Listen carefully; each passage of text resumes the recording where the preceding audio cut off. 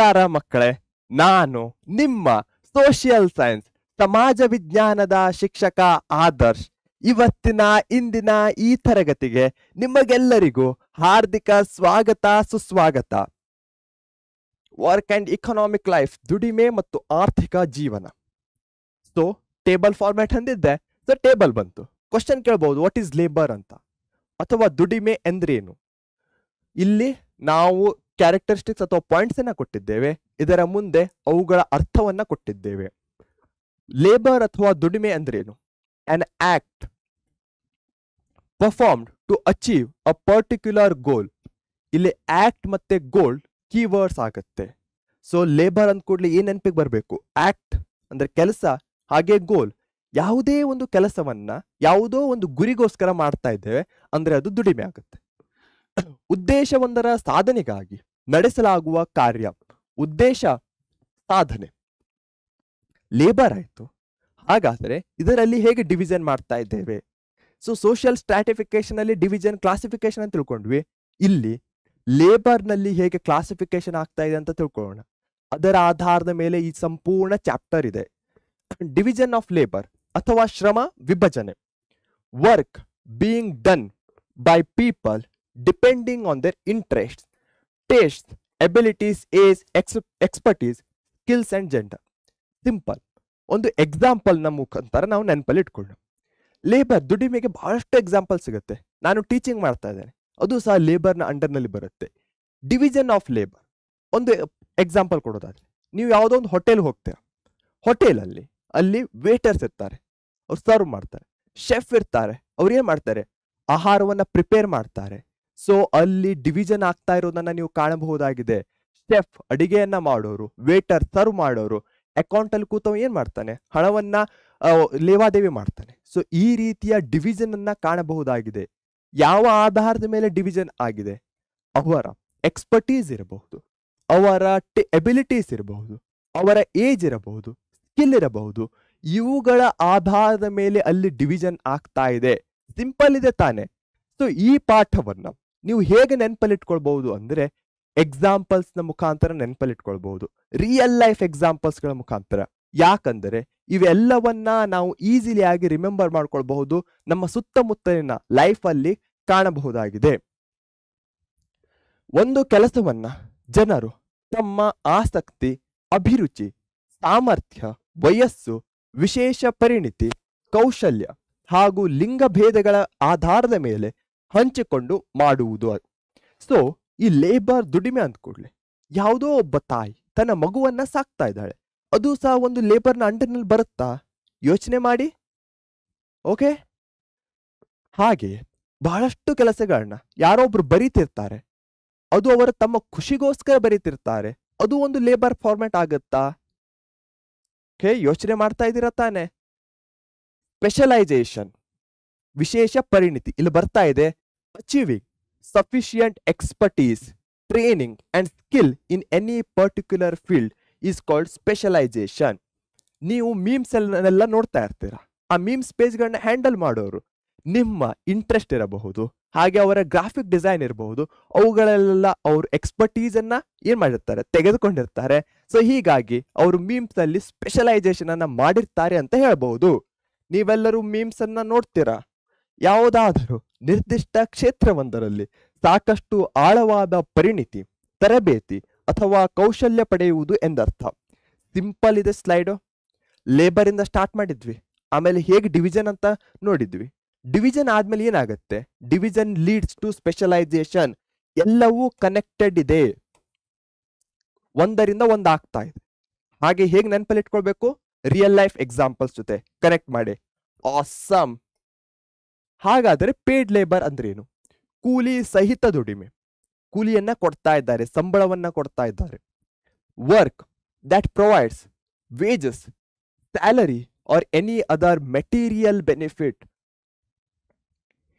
ಯಾವುದೇ ಒಂದು material benefit ಅನ್ನ ಕೊಡ್ತಾ ಇದೆ. ಫಾರ್ ಎಕ್ಸಾಂಪಲ್, ಯಾವುದೋ ಒಂದು ಕೆಲಸವನ್ನ ಮಾಡ್ತೀರಾ, ಅದರ ಬದಲಿಗೆ ಅವರು ಒಂದು ಸೈಕಲ್ ಅನ್ನ ನಿಮ್ಗೆ ಕೊಡ್ತಾರೆ, ಹಣವನ್ನ ಡೈರೆಕ್ಟ್ ಆಗಿ ಕೊಡಲ್ಲ. ಅಥವಾ ಬೇರೆ ಯಾವುದೋ ಒಂದು ಮೆಟೀರಿಯಲ್ ಅನ್ನ ಕೊಡ್ತಾರೆ, ಅದು ಸಹ ಪೇಡ್ ಲೇಬರ್ನ ಅಂಡರ್ನಲ್ಲೇ ಬರುತ್ತೆ. ಕೂಲಿ, ಸಂಬಳ ಅಥವಾ ಇನ್ನಾವುದೇ ಭೌತಿಕ ರೂಪದ ಪ್ರತಿಫಲ ನೀಡುವ ದುಡಿಮೆ. ಸೊ ಎಲ್ಲರೂ ಪೇಡ್ ಲೇಬರ್ಗೆ ಎಕ್ಸಾಂಪಲ್ ಅನ್ನ ತಿಳಿಸ್ತೀರಾ? ಬಹಳಷ್ಟು ಎಕ್ಸಾಂಪಲ್ಸ್ಗಳಿವೆ. ನಮ್ಮ ಸುತ್ತಮುತ್ತಲಿನ ಜನಜೀವನದಲ್ಲಿ ನಾವು ಬಹಳಷ್ಟು ಎಕ್ಸಾಂಪಲ್ಸ್ಗಳನ್ನ ಫೈಂಡ್ ಔಟ್ ಮಾಡಬಹುದಾಗಿದೆ ಪೇಡ್ ಲೇಬರ್ಗೆ. ಅದೇ unpaid labour, unpaid. So opposite word simple, ಕೂಲಿ ರಹಿತ ದುಡಿಮೆ. Activities that give mental satisfaction. ಯಾರೋ ಒಬ್ರು ಚಿತ್ರವನ್ನ ಬಿಡಿಸ್ತಾರೆ, ಆರ್ಟ್ ವರ್ಕ್ ಮಾಡ್ತಾರೆ, ಅದರಿಂದ ಅವರಿಗೆ ಹಣ ಸಿಗಲ್ಲ, ಮೆಂಟಲ್ ಸ್ಯಾಟಿಸ್ಫ್ಯಾಕ್ಷನ್ ಸಿಗುತ್ತೆ, ಖುಷಿ ಸಿಗುತ್ತೆ. ಸೊ ಅದು ಸಹ ಅನ್ಪೇಡ್ ಲೇಬರ್ನ ಅಂಡರ್ ನಲ್ಲಿ ಬರುತ್ತೆ. ಅದು ಸಹ ಒಂದು ತರಹದ ಲೇಬರ್ ಆಗಿದೆ. Work done due to love, already ಹೇಳಿದೆ, ತಾಯಿ ನಮಗೆ ತೋರಿಸುವಂತಹ ಪ್ರೀತಿ ಇರಬಹುದು. ಸೆಲ್ಫ್ ಮೋಟಿವೇಶನ್, ಏನೋ ಒಂದಿರುತ್ತೆ, ನಂಗೆ ಕಲಿಬೇಕಂತ ಇರುತ್ತೆ, ನಾನು ಗ್ರಾಫಿಕ್ ಡಿಸೈನಿಂಗ್ ಕಲಿಬೇಕು, ಸೊ ಸೆಲ್ಫ್ ಮೋಟಿವೇಟ್ ಆಗಿ ಕಲಿತಾ ಇದ್ದಾನೆ. ಆರ್ ಬೈ ಫೋರ್ಸ್, ನೀವು ಅಮೆರಿಕಾದಲ್ಲಿ ನೋಡಿರಬಹುದು, ಏನಿತ್ತು, ಚರ್ಮದ ಆಧಾರದ ಮೇಲೆ ಡಿಸ್ಕ್ರಿಮಿನೇಷನ್ ಆಗ್ತಾ ಇತ್ತು. ಬಿಳಿಯರು ಕಪ್ಪು ಬಣ್ಣದ ಚರ್ಮದವರಿಗೆ ಸ್ಲೇವ್ಸ್ ಆಗಿ, ಗುಲಾಮರಾಗಿ ತೆಗೆದುಕೊಳ್ತಾ ಇದ್ರು, ಅವರಿಂದ ಕೆಲಸವನ್ನ ಮಾಡಿಸ್ಕೊಳ್ತಾ ಇದ್ರು, ಅವರಿಗೆ ಯಾವುದೇ ರೀತಿಯ ಹಣವನ್ನ ಕೊಡ್ತಾ ಇರಲಿಲ್ಲ. ಅದು ಸಹ ಅನ್ಪೇಡ್ ಲೇಬರ್ ನಲ್ಲಿ ಬರುತ್ತೆ. ಜೀತದಾಳುಗಳು, ಫೋರ್ಸ್ ವಿದೌಟ್ ಪೇಮೆಂಟ್. ಆರ್ಥಿಕ ಲಾಭ ಅಥವಾ ಪ್ರತಿಫಲವಿಲ್ಲದ ಕ್ರಿಯೆ, ಮನಃ ಸಂತೋಷದ ದೃಷ್ಟಿಯಿಂದ, ಸ್ವಯಂ ಪ್ರೇರಣೆ ಅಥವಾ ಪಾವತಿ ಇಲ್ಲದೆ ಬಲವಂತವಾದ ದುಡಿಮೆ. ಸೊ ಡಿಫರೆನ್ಸಸ್ ಕೇಳಬಹುದು, right the differences between paid labour and unpaid labour ಅಂತ.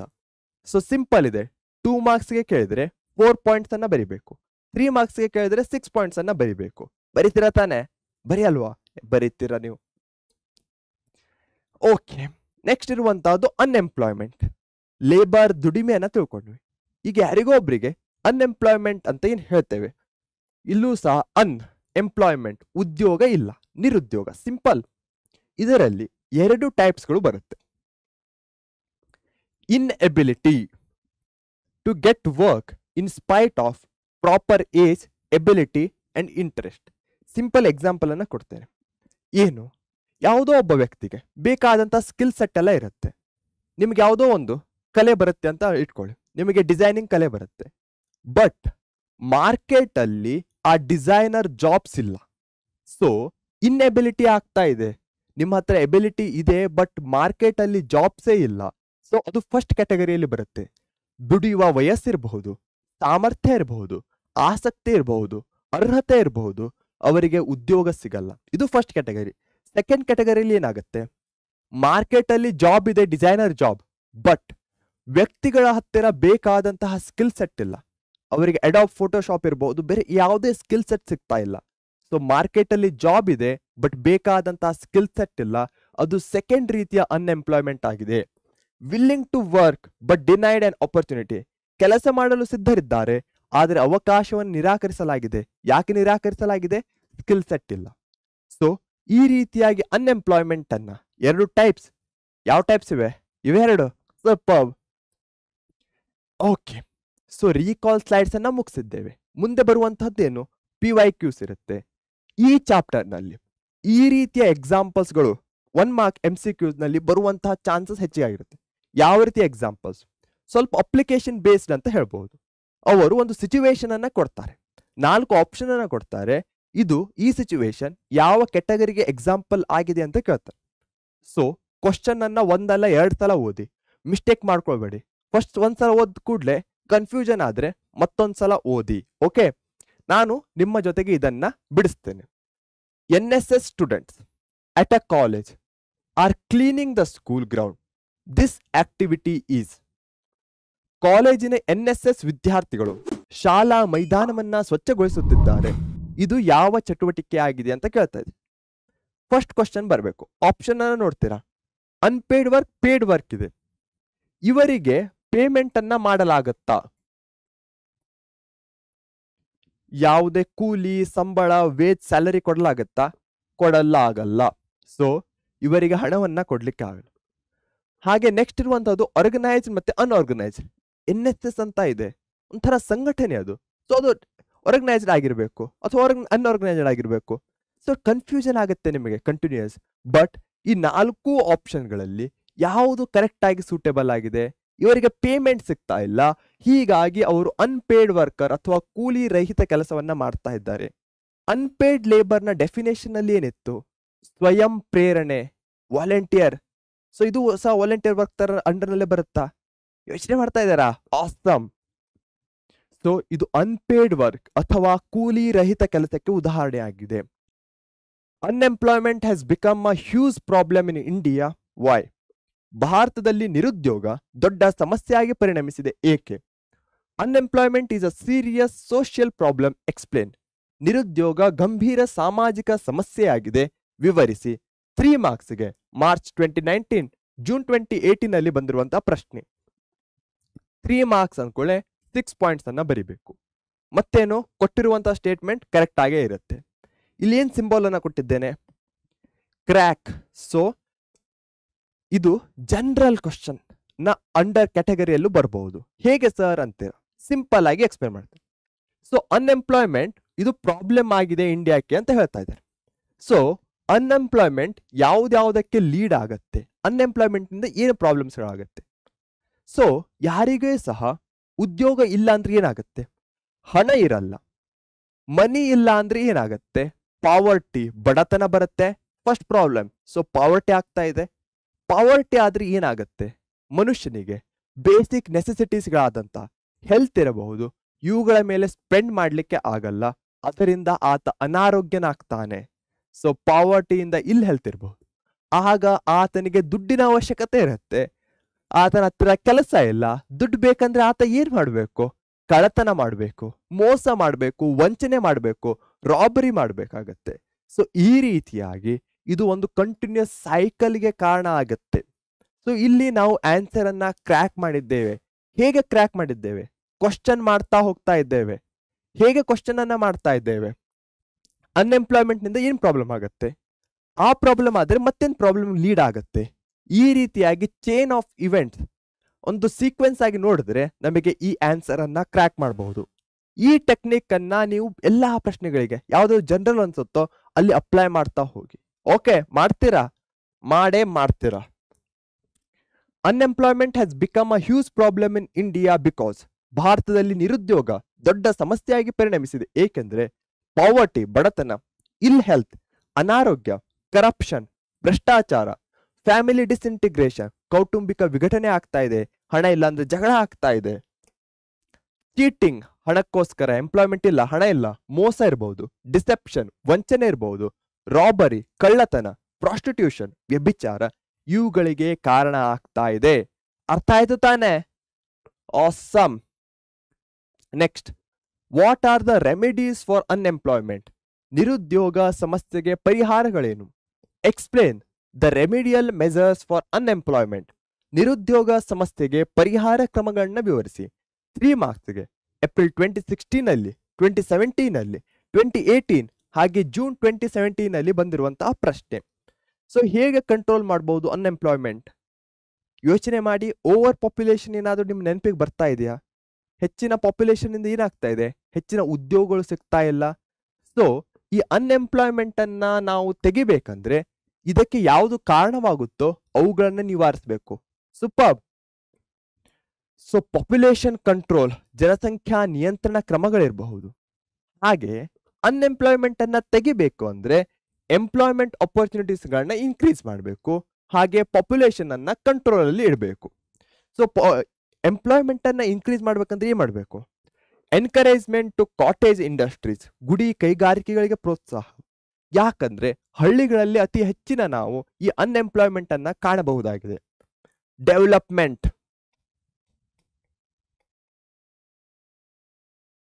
ಸೊ ಈ ರೆಮಿಡೀಸ್ ಅಲ್ಲಿ ಒಂದು ಕೀವರ್ಡ್ ಅನ್ನ ನೆನ್ಪಿಟ್ಕೊಂಡ್ರೆ ಈ ಆನ್ಸರ್ ನ ಬಹುಪಾಲು ಭಾಗವನ್ನ ನೀವು ನೆನಪಲ್ಲಿಟ್ಕೊಳ್ಬಹುದು. ಯಾವ ಕೀವರ್ಡ್ ಆಗಿದೆ ಅದು? ಡೆವಲಪ್ಮೆಂಟ್. ಎಲ್ಲೆಲ್ಲಿ ಡೆವಲಪ್ಮೆಂಟ್ ಆಗಬೇಕು? ಕೃಷಿ ಕ್ಷೇತ್ರ, ಅಗ್ರಿಕಲ್ಚರ್ ಸೆಕ್ಟರ್ ಇರಬಹುದು, ಇಂಡಸ್ಟ್ರಿಯಲ್ ಕೈಗಾರಿಕಾ ಕ್ಷೇತ್ರ ಇರಬಹುದು, ಅಲ್ಲಿ ಡೆವಲಪ್ಮೆಂಟ್ ಆಗಬೇಕು. ಮ್ಯಾನುಫ್ಯಾಕ್ಚರಿಂಗ್ ಸೆಕ್ಟರ್ ಅಲ್ಲೂ ಸಹ ಡೆವಲಪ್ಮೆಂಟ್ ಆಗಬೇಕು. Agricultural development, industrial development, educational reforms, ಶೈಕ್ಷಣಿಕ ಸುಧಾರಣಾ ಯೋಜನೆಗಳು. ಎಜುಕೇಶನ್ ಯಾಕೆ ಇಂಪಾರ್ಟೆಂಟ್ ಆಗುತ್ತೆ? ಸ್ಕಿಲ್ ಬೇಸ್ಡ್ ಎಜುಕೇಶನ್ ಕೊಟ್ರೆ, ವೋಕಲ್ ಟ್ರೈನಿಂಗ್ ಕೊಟ್ರೆ ಏನಾಗುತ್ತೆ? ಅವರು ಹೆಚ್ಚಿನ ಸ್ಕಿಲ್ ಅನ್ನ ಹೊಂದಿರ್ತಾರೆ. ಸೊ ಮಾರ್ಕೆಟ್ ಅಲ್ಲಿ ಅವರಿಗೆ ಜಾಬ್ ಸಿಗುವಂತ ಆಪರ್ಚುನಿಟೀಸ್ಗಳು ಸಹ ಹೆಚ್ಚಿಗೆ ಆಗುತ್ತೆ. 5 year ಪ್ಲಾನ್ಸ್ ಗೌರ್ಮೆಂಟ್ ತಂದಿರುವಂತಹದ್ದು ಪಂಚವಾರ್ಷಿಕ ಯೋಜನೆಗಳು. ಎನ್ಕರೇಜ್ಮೆಂಟು ವೊಕೇಶನಲ್ ಎಜುಕೇಶನಲ್ ವೃತ್ತಿಪರ ಶಿಕ್ಷಣಕ್ಕೆ ಪ್ರೋತ್ಸಾಹ ಇರಬಹುದು. ರೂರಲ್ ಡೆವಲಪ್ಮೆಂಟ್, ಸೊ ಇಲ್ಲೂ ಸಹ ಡೆವಲಪ್ಮೆಂಟ್ ಬರ್ತಾ ಇದೆ. ಎಂಪ್ಲಾಯ್ಮೆಂಟ್ ಗ್ಯಾರಂಟಿ ಪ್ರೋಗ್ರಾಮ್ಸ್, ಉದ್ಯೋಗ ಖಾತರಿ ಯೋಜನೆಗಳು. ಸೊ ರೆಮಿಡೀಸ್ ಅನ್ಎಂಪ್ಲಾಯ್ಮೆಂಟ್ ಕೀವರ್ಡ್ ಏನಾಗುತ್ತೆ, ಡೆವಲಪ್ಮೆಂಟ್ ಆಗುತ್ತೆ. ಸೊ ಡೆವಲಪ್ಮೆಂಟ್ ನ ಅಂಡರ್ ನಲ್ಲೇ 3 ಡೆವಲಪ್ಮೆಂಟ್ಸ್ಗಳು ಬರುತ್ತೆ. Rural development, agriculture development, industrial development. So 3 ಪಾಯಿಂಟ್ಸ್ಗಳು ಇಲ್ಲೇ ಬಂದ್ಬಿಟ್ಟು ಉಳಿದಂತಹವು ಗೌರ್ಮೆಂಟ್ 5 year ಪ್ಲಾನ್ಸ್ ಇರಬಹುದು, ಗ್ಯಾರಂಟಿ ಪ್ರೋಗ್ರಾಮ್ಸ್ ಇರಬಹುದು. ಹಾಗೆ ಎಜುಕೇಶನ್ ಅಲ್ಲಿ 2 ಬರುತ್ತೆ. ಏನು, ಎನ್ಕರೇಜ್ಮೆಂಟ್ ಎಜುಕೇಶನಲ್ ರಿಫಾರ್ಮ್ಸ್ ಹಾಗೆ ವೊಕೇಶನಲ್ ಎಜುಕೇಶನ್. ಏನಂತೀರಾ? ಓಕೆ, ಇಲ್ಲಿ ತನಕ ನಾವು ಪೇಡ್ ಲೇಬರ್ ಮತ್ತೆ ಅನ್ಪೇಡ್ ಲೇಬರ್ ಅಂತ ತಿಳ್ಕೊಂಡ್ವಿ. ಅದೇ ರೀತಿಯಾಗಿ 2 ಸೆಕ್ಟರ್ಸ್ಗಳು ಬರುತ್ತೆ. ಯಾವ ಸೆಕ್ಟರ್ಸ್ಗಳು? ಆರ್ಗನೈಸ್ಡ್ ಸೆಕ್ಟರ್ ಮತ್ತೆ unorganised sector. Differentiate between the labourers from organised sector and unorganised sector. ಸಂಘಟಿತ ಕಾರ್ಯಕ್ಷೇತ್ರದ ಮತ್ತು ಅಸಂಘಟಿತ ಕಾರ್ಯಕ್ಷೇತ್ರದ ಕೆಲಸಗಾರರನ್ನ ಪ್ರತ್ಯೇಕಿಸಿ. ಸೊ ಹೇಗೆ ಸೋಷಿಯಲ್ ಸ್ಟ್ರಾಟಿಫಿಕೇಶನ್ ಅಲ್ಲಿ ಕನೆಕ್ಷನ್ ಅನ್ನ ಇಟ್ಕೊಂಡು ನಾವು ನೆನಪಲ್ಲಿ ಇಟ್ಕೊಳ್ಬೇಕಾಗಿತ್ತು, ಅದೇ ರೀತಿಯಾಗಿ ಈ ಚಾಪ್ಟರ್ ನಲ್ಲಿ ಹೇಗೆ ನೆನಪಲ್ಲಿ ಇಟ್ಕೊಳ್ಳೋದು? ಒಂದು, ಡಿಫ್ರೆನ್ಶಿಯೇಷನ್ ಫಾರ್ಮ್ಯಾಟ್ ಅಲ್ಲಿ ಹೇಗೆ ಪೇಡ್ ಮತ್ತೆ ಅನ್ಪೇಡ್ ಲೇಬರ್ ಅನ್ನ ನೆನಪಲ್ಲಿ ಇಟ್ಕೊಂಡ್ವಿ, ಹಾಗೆ ಆರ್ಗನೈಸ್ಡ್ ಸೆಕ್ಟರ್ ಮತ್ತೆ ಅನ್ಆರ್ಗನೈಸ್ಡ್ ಸೆಕ್ಟರ್ ಅನ್ನ ನಾವು ಡಿಫ್ರೆನ್ಶಿಯೇಟ್ ಮಾಡಬೇಕು, ನೆನಪಲ್ಲಿ ಇಟ್ಕೊಳ್ಬೇಕು. ಸೆಕೆಂಡ್ ವೇ ಏನಾಗಿದೆ, ರಿಯಲ್ ಲೈಫ್ ಎಕ್ಸಾಂಪಲ್ಸ್ ಅನ್ನ ಕೊಟ್ಟು. ಸೊ ಇಲ್ಲೂ ಸಹ ಎಕ್ಸಾಂಪಲ್ಸ್ ಅನ್ನ ಕೊಡ್ತೇನೆ, ಅದರ ಮುಖಾಂತರ ನೀವು ಪಾಯಿಂಟ್ಸ್ ಗಳನ್ನ ಬರಿಬಹುದು. ಸೊ ಆರ್ಗನೈಸ್ ಸೆಕ್ಟರ್ಗೆ ಎಕ್ಸಾಂಪಲ್ ಯಾವುದೇ ಒಬ್ಬ ಗೌರ್ಮೆಂಟ್ ವರ್ಕರ್ ಇರಬಹುದು. ಹಾಗೆ ಅನ್ಆರ್ಗನೈಸ್ ಸೆಕ್ಟರ್ಗೆ ಯಾರಾಗ್ತಾರೆ, ಯಾರೋ ಒಬ್ಬ ತಳ್ಳು ಗಾಡಿಯಲ್ಲಿ ತರಕಾರಿಯನ್ನ ಮಾರ್ತಾ ಇರ್ತಾರೆ. ಅವರು ಅನ್ಆರ್ಗನೈಸ್ ಸೆಕ್ಟರ್ ಅಥವಾ ಅಸಂಘಟಿತ ಕಾರ್ಯಕ್ಷೇತ್ರಕ್ಕೆ ಉದಾಹರಣೆಯಾಗಿದ್ದಾರೆ. ಸೊ ರಿಯಲ್ ಲೈಫ್ ಎಕ್ಸಾಂಪಲ್ ಅನ್ನ ತೆಗೆದುಕೊಂಡ್ವಿ. ಸೊ ಇಲ್ಲಿ government job,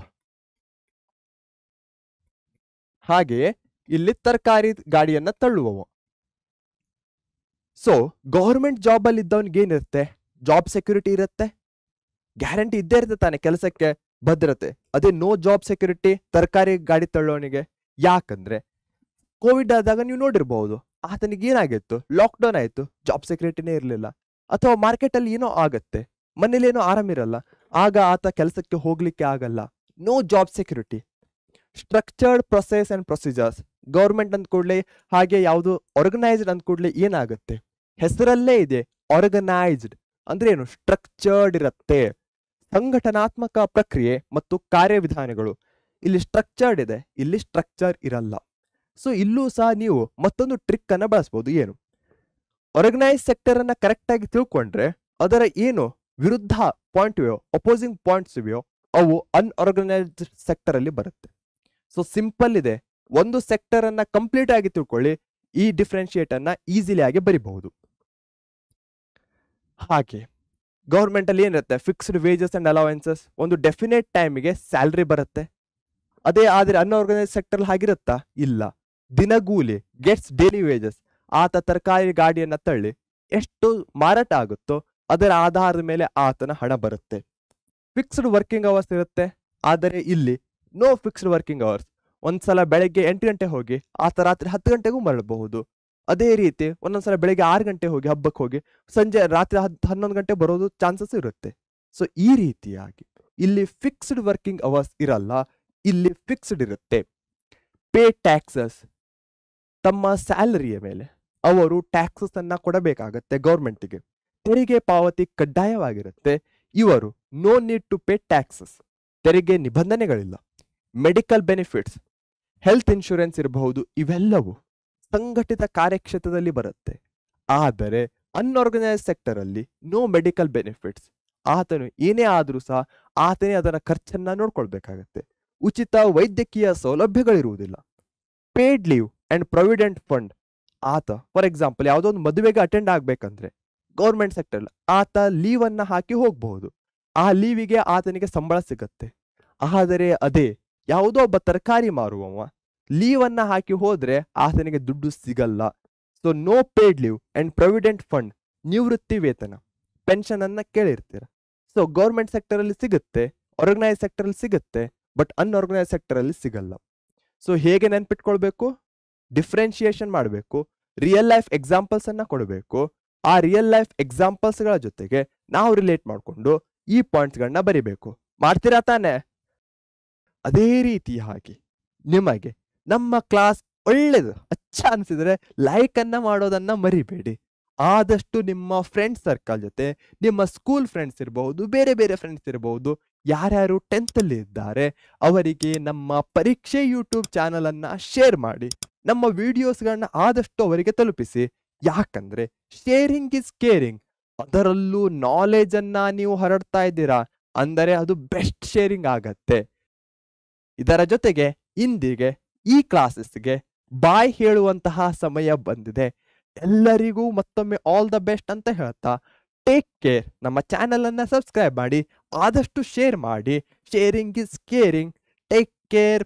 bye bye. Thank you. Good afternoon, good evening, good night. Take care.